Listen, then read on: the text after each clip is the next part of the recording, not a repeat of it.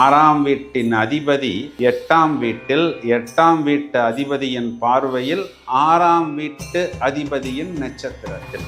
ஒருவேளை இந்த மாதிரியான அமைப்பு உங்களுடைய ஜனனகால ஜாதகத்திலும் இருந்தால் the sky is the limit அப்படின்னு சொல்வது போல் அது ஒரு சூப்பர் டூப்பர் பீரியடாக நீங்கள் எடுத்துக்கொள்ளலாம்.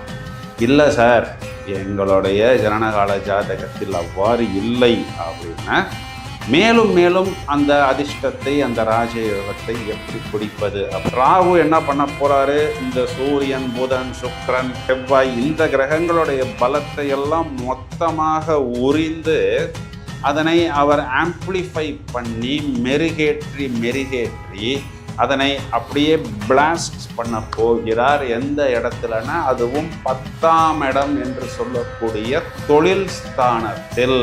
இப்போ குரு பகவான் அங்கு 3ஆம் இடத்துக்கு வந்தாலும் அந்த இடத்துல பார்த்தோம்னா உங்களுக்கு குருவோடைய நட்சத்திரமும் சாட்டனுடைய நட்சத்திரமும் இருக்கிறது. இப்போ குரு பகவான் அந்த குரு புஷ்ய யோகமாக அந்த பூச நட்சத்திரத்தில் டிராவல் பண்ணும் பொழுது கூட விபரீத ராஜயோகம் கண்டிப்பாக ஏற்படும். இந்த சுக்கிரன், குரு, சாட்டர்ன் கொடுக்கக்கூடிய இந்த யோகத்தை எப்படி பலப்படுத்துறது அப்படின்னா, சாட்டர்ன் குறிகாட்டக்கூடிய ப்ளூ சஃபயர், வீனஸ் என்று சொல்லக்கூடிய சுக்கிரன் குறிகாட்டக்கூடிய டைமண்ட், இந்த 2 ரத்தினத்தையும் ஒரே வெள்ளி மோதிரத்தில் நீங்கள் அணிந்து கொள்ளலாம். குறிப்பாக உங்களுடைய டேட்டிலேயோ தேதி மாத வருட கூட்டணிலையோ நம்பர் 3 இல்லாமல் இருந்தால் இந்த blue sapphire and diamond combination உங்களுக்கு ஒரு நிகரற்ற ஜாக்பாட்.